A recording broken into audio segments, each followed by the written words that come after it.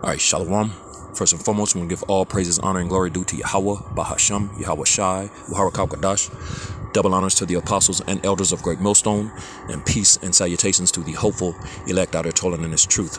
I'm Pathakamoth Jim S. Dallas, and just coming back at you with a really quick hit lesson, going into how we're going to receive those glorified bodies soon, man. You know what I'm saying? You know, the new bodies are what we look for and long for. You know what I'm saying? Because we're in this, right now, we're in this wicked, weak, defiled flesh, and where we get sick. You know what I'm saying? You feel all kind of pains.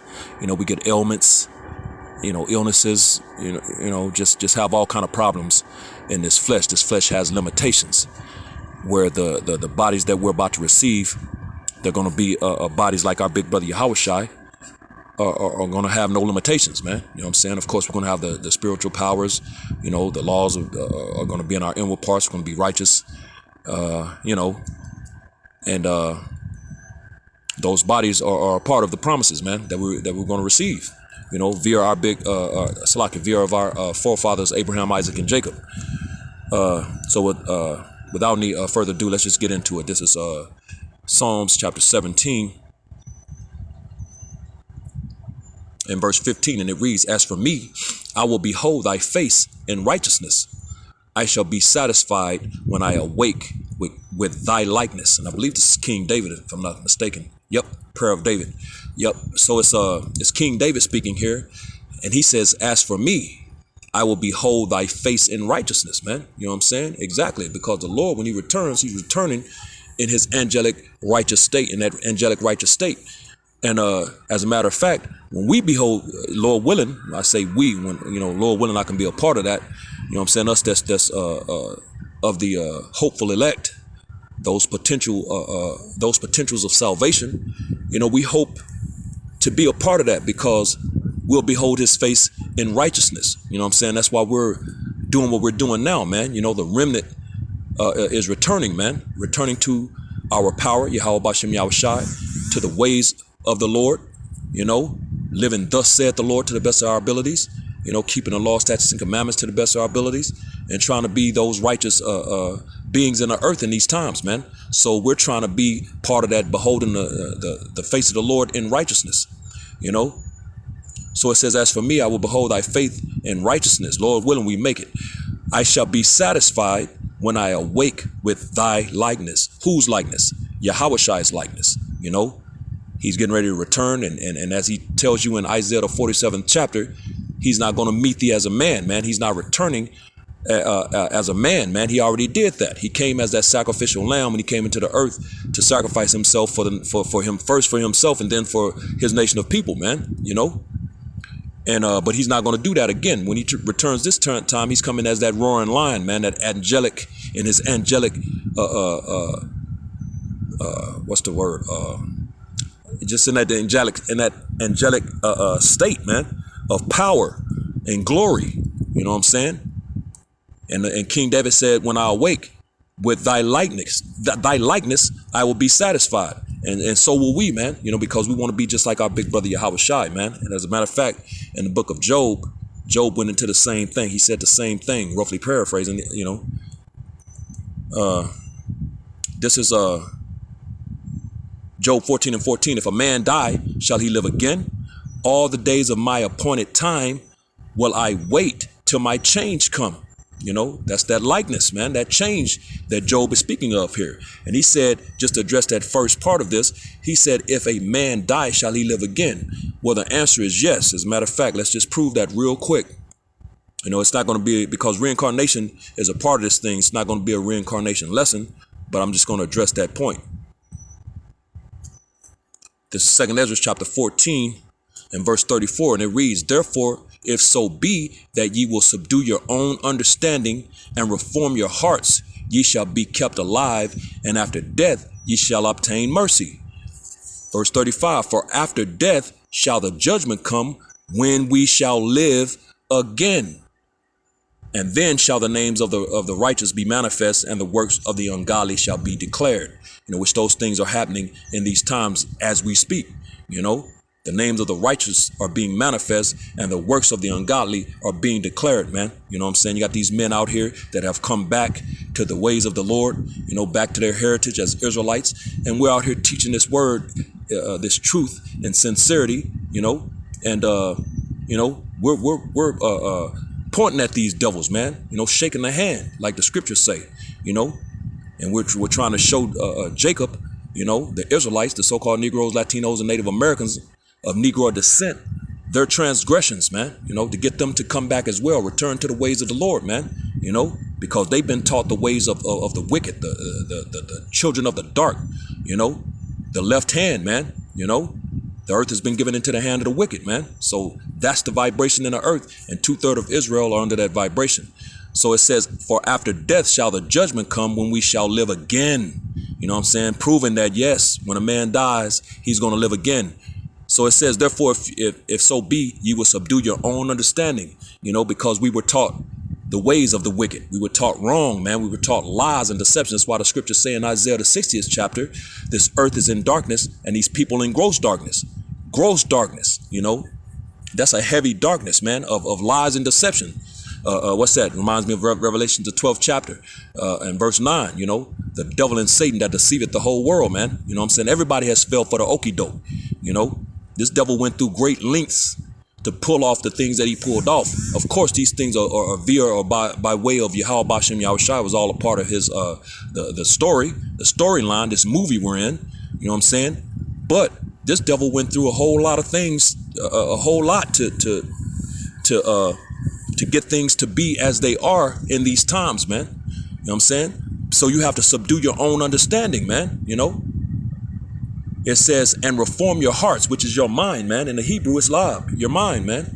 Reform your mind. You know, you got to become as little babes, man, little children.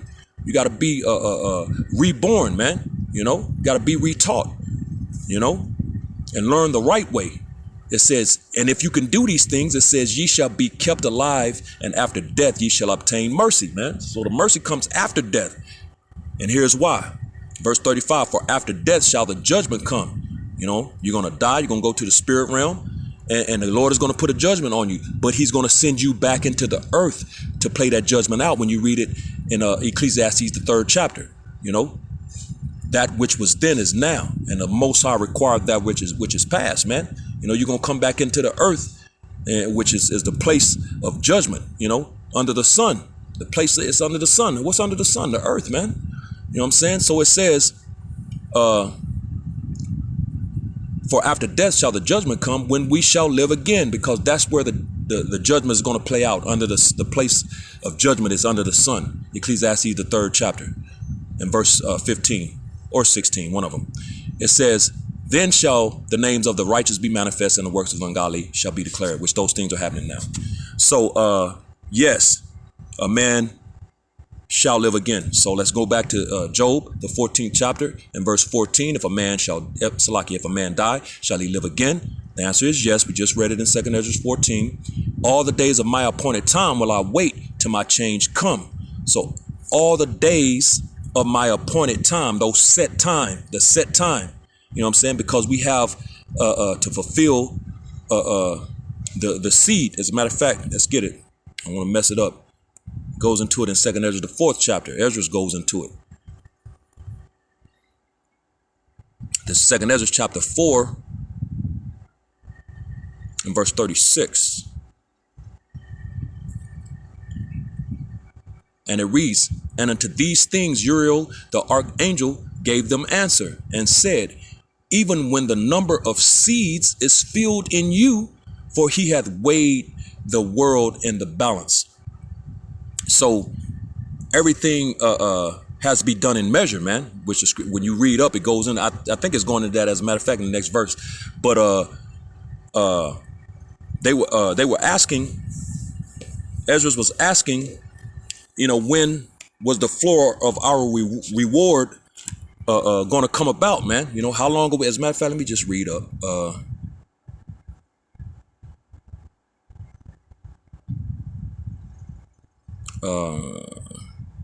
I'll start at verse 34. 2nd Ezra 4 and 34. And he answered me, saying, do not thou hasten above the Most High, for thy haste is in vain to be above him, for thou hast much exceeded.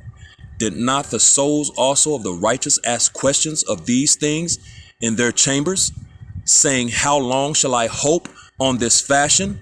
When cometh the fruit of the floor of our reward? So they were asking, how long? When are we going to get our reward? How long are we going to have to, go through these things, before we're rewarded? And that's when Uriel answered, and unto these things Uriel the archangel gave them answer and said, even when the number of seeds is fulfilled in you.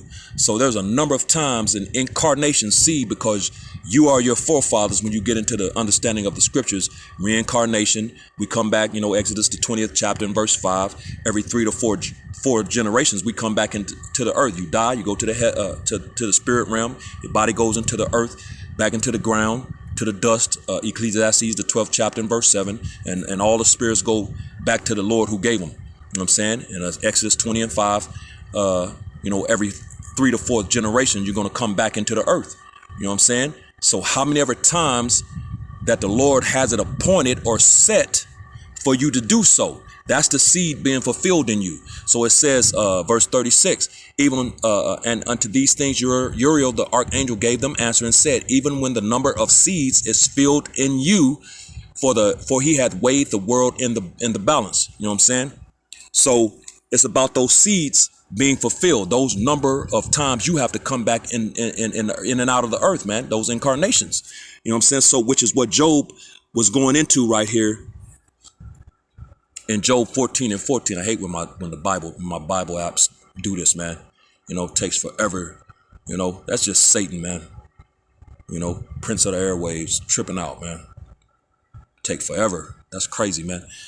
Job 14 and 14. If a man die, shall he live again? Yes, all the days of my appointed time will I wait. You know what I'm saying? So all of those, because those seeds have to be fulfilled in each of us, man. We all have a set amount of times that we're going to to come in and out of the earth, man. You know what I'm saying? Which this is the last time right here. So we're at the time of this right now, man. That this is the last one. This is that appointed time. It says, all the days of my appointed time will I wait till my change come. So we're in the times of the change coming. What change? Those glorified bodies, man, being like our big brother Yahushua, like King David said, to be satisfied, because we're going to wake in the likeness of our big brother Yahushua, man. You know what I'm saying? So real quick, let's go to Romans, the 8th chapter, and verse 21, and it reads, because the creature itself also shall be delivered from the bondage of corruption into the glorious liberty of the children of the Most High. The bondage of corruption, that's this flesh, man. You know what I'm saying? We're in the bondage of this flesh, man. This flesh is a prison sentence. That's why we fell from our first estate. Being in those angelic forms down into these chains of darkness, which is what the scriptures call these bodies, chains of darkness, man. You know what I'm saying? So this is we're in bondage to this flesh, man. It's weak, it's defiled, it's wicked, it strives against the flesh. Apostle Paul went into that. It says, because the creature itself also, which is the creation, also shall be delivered from the bondage of corruption. So we're not only going to be delivered from the hands of our enemies and all that hate us, but we're going to also be delivered from the bondage of this corrupt flesh, man, this corruption, this flesh, man, into the glorious liberty of the children of the Most High, man. The glorious liberty of the children of the Most High. That's a beautiful thing, man. You know what I'm saying? That's the kingdom of heaven, man. You know what I'm saying? Where we're going to have liberty. We're going to have freedoms, actual freedom. We're not free right now. We're in chains still up under these devils, not physical chains, but the majority of our nation are in mental chains, man. They're in mental slavery. You know what I'm saying? So, but we're going to be in the glorious of the liberty, into the glorious liberty of the children of the Most High. We're going to get those glorified bodies, the spiritual powers, the law, statutes, and commandments put in our inward parts. We're going to be a righteous, beautiful nation of people, man, in the earth. And that's what's going to be set forth in the earth, man. But those bodies, man, because as a matter of fact, let me read up.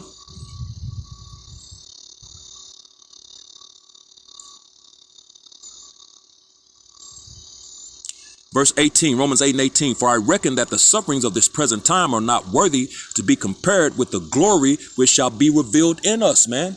You know, the little sufferings we're going through, which the scriptures say, what's that in First or Second Corinthians? I believe it's the 4th chapter, like around verse 16. This light affliction, it speaks of this light affliction not being, as a matter of fact, I don't want to mess it up. Let me just try to find it. I think it's in, is it 1 Corinthians or 2nd? Let me see real quick. 2 Corinthians 4 and 16. As a matter of fact, verse 17. 2 Corinthians 4 and 17. For our light affliction, which is but for a moment, worketh for us a far more exceeding and eternal weight of glory. There it is, man. So this little that we've been going through, man, which we complain about, man, we get in the kingdom. We gonna look back on this like, man, and we were complaining with everything that the Lord is about to give us, man. You know, man, it's a beautiful thing, man. It's a beautiful thing, man. So back in Romans, the 8th chapter and verse 18, and it reads, for I reckon that the sufferings of this present time are not worthy to be compared with the glory which shall be revealed in us. And that's right, man. It says, for the earnest expectation of the creature waiteth for the manifestations of the sons of God. Yeah, man, the earth needs the sons of God, man, you know, and though they're being manifested right before these people's eyes, and they don't even know what they're looking at, man. It says, for the creature was made subject to vanity, not willingly, but by reason of him who hath subjected the same in hope, which is the difference between the elect and 1/3 and your 2/3, man, you know. And it says, which I read, verse 21, verse 22, for we know that the whole creation groaneth and travaileth in pain together until now, and not only they, but ourselves also, which have the first fruits of the Spirit, even we ourselves groan within ourselves, waiting for the adoption, to wit, the redemption of our body. There it is. You know, the redemption of our bodies, man, those glorified bodies, man. You know what I'm saying? Those new bodies. We can't wait to get them, man. We're travailing right now and groaning in this flesh, man, because we get sick. You know, you never feel good. This nigga is chemtrailing the air, poisoning the water, you know, corrupting the food we eat. You know, it just poison 24/7, man. You know, so yeah, man, the whole creation groaneth and travaileth in pain together until now, man. The earth is in suffering, man. You know, when the righteous are in authority, the people rejoice. But when the wicked beareth rule, the people mourn, man. Everybody is in mourning right now. No one is happy. No one feels good. It's terrible, man. But there's a new day dawning, man. A new day is coming. So those glorified bodies are what we long for and what we seek after, man. You know, we're trying to receive those first fruits, man. You know, and part of that is the bodies, man. 1 Corinthians chapter 15 and verse 49. And it reads, and as we have borne the image of the earthy, we shall also bear the image of the heavenly. Yeah, man. These are the earthy right here. We're in the earthy now. We born the image of the earthy. And it says, we shall also bear the image of the heavenly, you know, which are those glorified bodies, those new bodies that we're about to receive, Lord willing, soon. You know, that's going to be like our big brother, man, when he returns in his glory, man, you know, because he, as a matter of fact, when you read up verse 45, and so it is written, the first man, Adam, was made a living soul. The last Adam was made a quickening spirit. There it is, proving that Yahushua, which is talking about Yahushua, which proves he's Adam. You know, he was born earthy as the Adam, and then he became that quickening spirit as Yahushua, man. You know what I'm saying? So he bore the earthy and the heavenly, man. You know, which we're going to do the same, man. It says, verse 47, the first man is of the earth, earthy. The second man is the Lord from heaven. Exactly. So that's what's coming, man. You know, those glorified bodies. So let me jump down now.